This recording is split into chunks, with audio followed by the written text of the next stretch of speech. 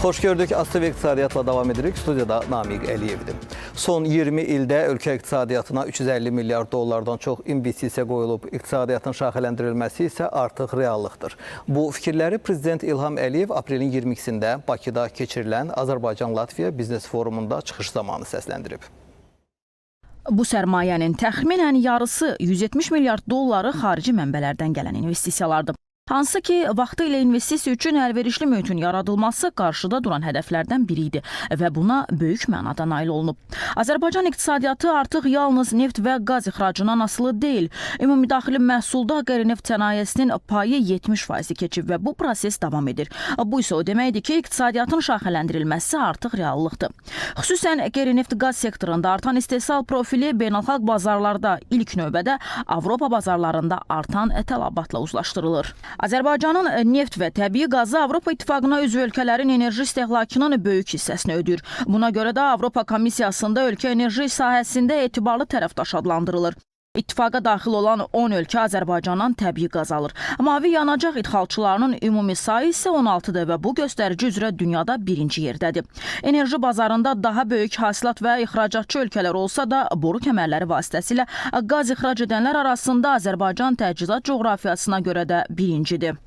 Azərbaycan neft satışı ilə başladı. Təbii qaz, elektrik enerjisi, neft, kimya məhsulları ixracı ilə davam etdiyində isə yaşıl enerji ixracı gündəmdədir. İnvestisiya portfelində yer tutan sərmayə sahələrindən biri də nəhəng günəş və külək potensialına malik bərpa olunan enerji mənbələridir. Azərbaycanın planı 2030-cu ilə qədər 8 giqavatlıq günəş, külək və hidroenerji gücünə malik olmaqdır və bu tamamilə realdır. Bu zaman elektrik enerjisi istehsalı üçün istifadə edilən təbii qaz böyük ölçüdə bərpa olunan enerji ilə əvəz ediləcək. Bu isə hazırda beynəlxalq bazarlarda böyük ehtiyac duyulan bir neçə milyard kubmetr qaza qənaət etməyə imkan verəcək. Əli Rızayev, Elnarə Həsənova, ATV İqtisadiyyat. Azərbaycan və Latviya arasında əlaqələr bütün sahələrdə yüksək səviyyədə inkişaf edir. İki ölkə arasında ticarət dövriyyəsinin artımı da bunu bir daha sübut edir. Ekspertlər hesab edirlər ki, dövlətlər arası münasibətlərin dərinləşməsi növbəti illərdə ticarət dövriyyəsində daha çox artımlar ilə müşahidə olunacaq. Xüsusən qeyri-neft qaz ixracı bazarlarının şaxələndirilməsi baxımından Avropa İttifaqının üzvü olan Latviya ilə əməkdaşlıq olduqca vacibdir. Bütövlükdə Latviya prezidentinin Azərbaycana səfəri iki ölkə arasında münasibətlərin daha da dərinləşməsinə imkan verəcək. Nəzərə alsaq ki, 2025-ci ildə iki ölkə arasında ticarət dövriyyəsi 2,5% artaraq 28 milyon dollara yaxın olub. Təbii ki, baxmayaraq ki, əvvəlki ilə müqayisədə ölkələr arasında ticarət dövriyyəsində artım var. Bununla belə, eyni zamanda ticarət dövriyyəsinin strukturuna diqqət etirsək, Latviyanın təxminən 10 milyon dollarlıq müsbət saldosu var. Amma bütün bunların yanaşı, vacib məqamlardan biri mövcud potensialdan daha çox istifadə olunmasıdır. Aydındır ki, 28 milyon dollarlı ticarət dövriyyəsi iki ölkə arasındakı iqtisadi əlaqələr və eyni zamanda dərinləşən münasibətlər kontekstindən daha da artırıla bilər. ATV İqtisadiyyata baxırsınız, Azərbaycanın çay ixracı 18%-dan çox artıb.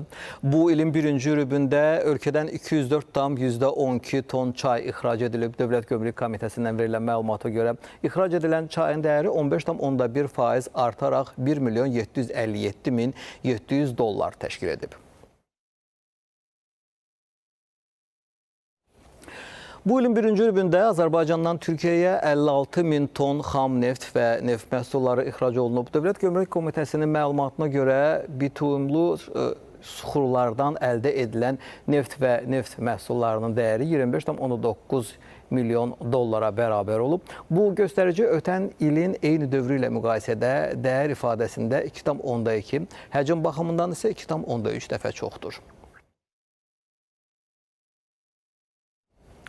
Hörmüzün bağlı qalması dünya bazarında yalnız neft kəsiri yaratmır, həm də hasilatın azalmasına səbəb olur. Bugün təchizat problemi yaşayan dünya bazarı bir aydan sonra hasilat problemi yaşayacaq ki, bu da qiymətlərin artması ilə müşahidə ediləcək.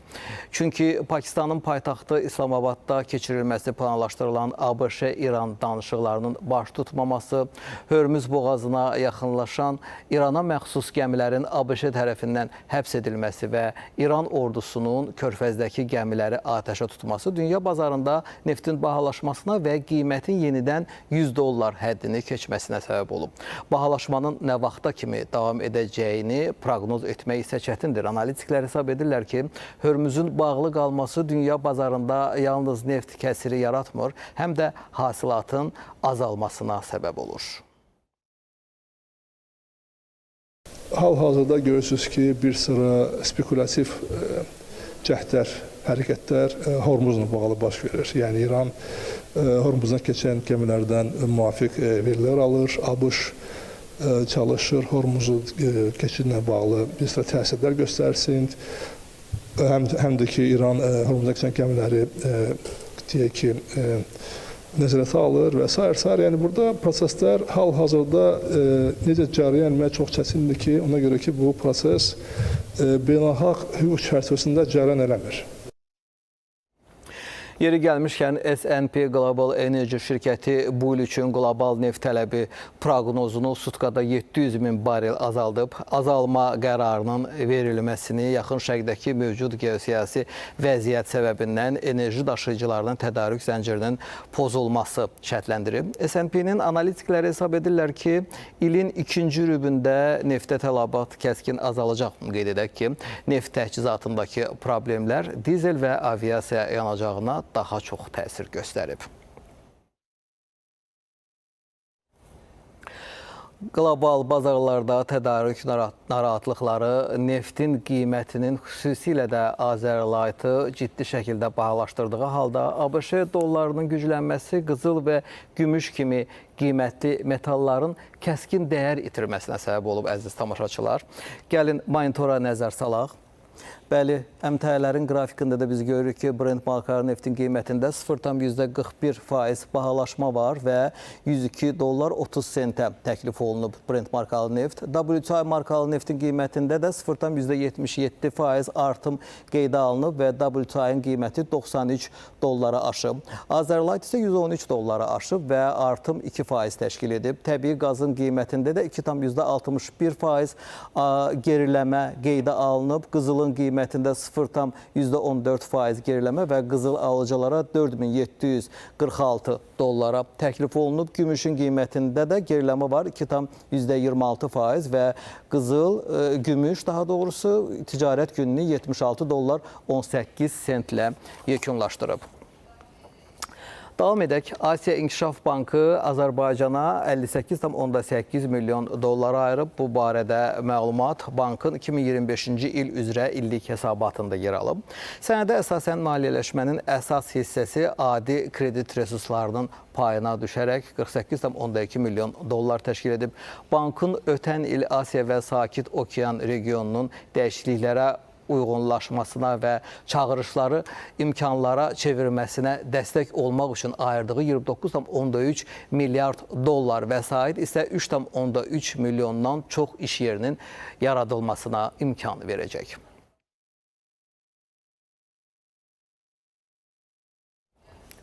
Qlobal bazarlarda dolların digər əsas valutaları üstələməsi nəticəsində avro və funt sterling dəyər itirib. Əziz tamaşaçılar, manatın məzənnəsi isə xarici trendlərə uyğun olaraq regional valutalara qarşı sabitliyini qoruyub. Monitora nəzər salaq.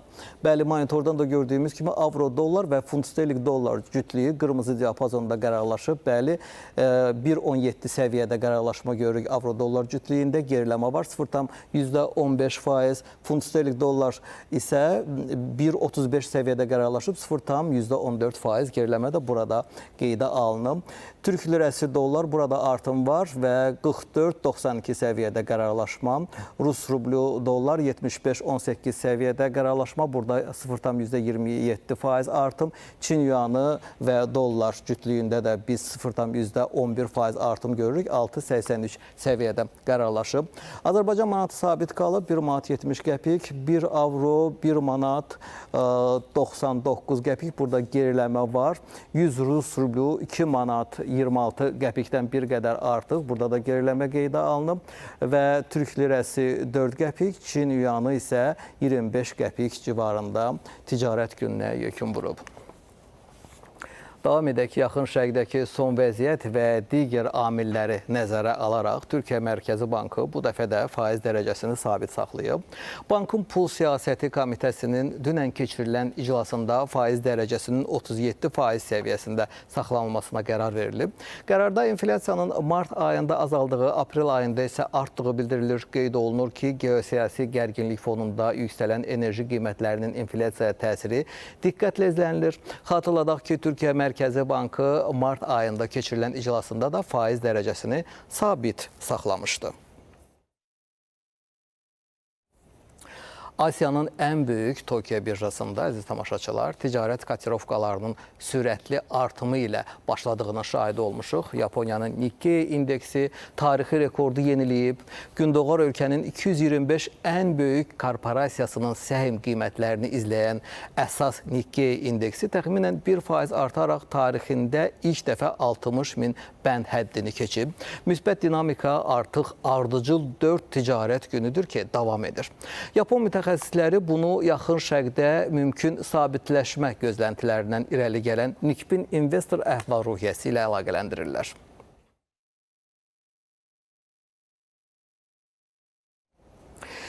Elə yeri gəlmişkən texnologiya nəhəngləri günü yüksəlişlə tamamlayırlar. Apple və Amazonun liderliyi ilə möhtəşəm beşlik səhmləri investorların artan marağı sayəsində yaşıl zonada qərarlaşıblar. Monitora nəzər salaq.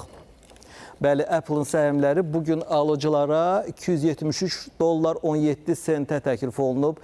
7 dollarlıq artımla bu faiz ifadəsində 2,63% edir.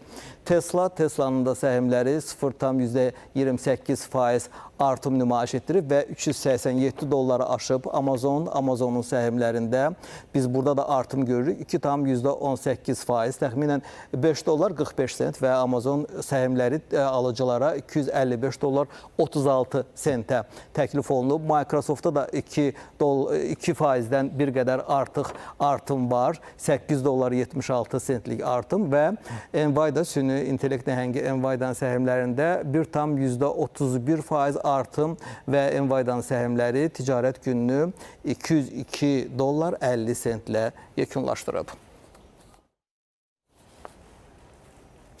ABŞ-nin texnologiya nəhəngi Microsoft isə növbəti 3 il ərzində Avstraliyada süni intellekt infrastrukturunun qurulması və genişləndirilməsinə sərmayə qoyacaq.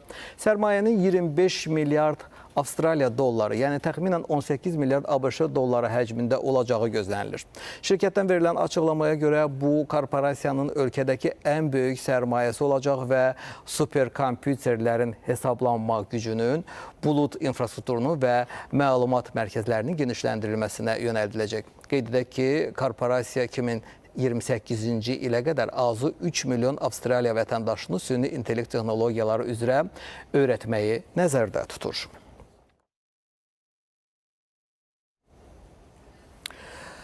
Davam edək, əziz tamaşaçılar. ABŞ dollarının güclənməsi və investorların riskli aktivlərdən çəkilməsi fonunda Bitcoin, Ethereum və Binance Coin kimi aparıcı kriptovalutalar mənfəət satışı ilə üzləşərək 1% ətrafında dəyər itiriblər. Qeyd etdiyim kimi bu investorların mənfəət götürmək iştahının ilə əlaqələndirilir. Gəlin monitora nəzər salaq. Monitordan da biz görürük ki, Bitcoinlər qırmızı diapazonda, kriptovalutalar qırmızı diapazonda qərarlaşıb. Məsələn, Bitcoin 77.693 dollar, Ethereum 2324 dollar. Burada geriləmə var, 3,81%. Binance Coin isə 635 və burada da geriləmə var, 2,41%.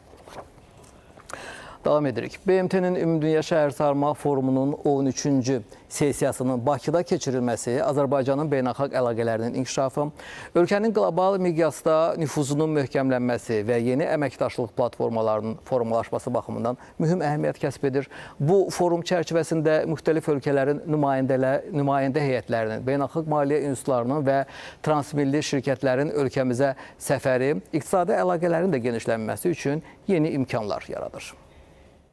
Bu kimi beynəlxalq tədbirlər birbaşa mal ixracından savayı ölkənin beynəlxalq nüfuzunun artmasına və xidmət ixracının genişlənməsinə töhfə verir. İqtisadi müstəvidə bu fon 3 ölkəmizə birbaşa xarici investisiyaların cəlb edilməsi üçün unikal imkanlar yaradır. Minlərlə xarici ölkə nümayəndələri, investorlar və texnologiya nəhənglərinin Bakıya gəlişi işgüzar turizmin inkişafına təkan verməklə yanaşı, yerli infrastruktur layihələrə beynəlxalq maliyyə institutlarının marağını artıra bilər. Digər tərəfdən, forumda təqdim olunan şəhərsalma prosesinin özü hazır bir model olaraq nəzərdən keçirilə bilər ki, bu da gələcəkdə intellektual məhsul ixracı kimi dəyərləndirilir.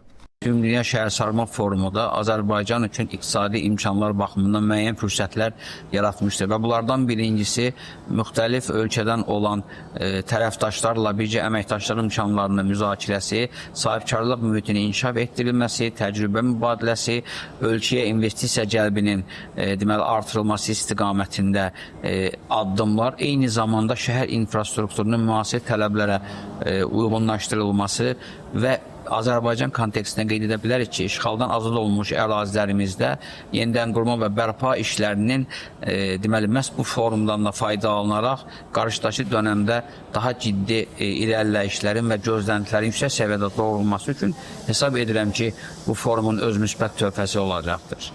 Son illərdə ölkəmizdə həyata keçirilən infrastruktur layihələri, müasir şəhərsalma planlaşdırılması və xüsusilə işğaldan azad edilmiş ərazilərdə ağıllı şəhər və ağıllı kənd konsepsiyalarının tətbiqi beynəlxalq ekspertlər tərəfindən böyük maraqla izlənilir. Bu fon 3 çərçivəsində bu təcrübənin təqdim olunması Azərbaycanı qlobal şəhərsalma xəritəsində bir neçə pillə yuxarı qaldıraraq beynəlxalq bazarlara cəlb edici investisiya məkanı kimi təqdim edir. Bununla yanaşı hazırda Qarabağ və Şərqi Zəngəzurda sıfırdan qurulan müasir şəhər modelinin məhz bu platforma vasitəsilə yeni investisiya bazarlarına nümayiş etdirilməsi xüsusi aktuallıq kəsb edir. Forumun Bakıda keçirilməsi isə təkcə paytaxtın deyil, bütövlükdə regionun investisiya imkanlarının genişlənməsinə və xarici kapitalın bu istiqamətlərə yönəldilməsinə şərait yaradır. Elnurə Hüseynli, Sabir Bilalov, ASTV İqtisadiyyat. Belə əziz tamaşaçılar, bugünlük bu qədər. Sağ olun, salamat qalın.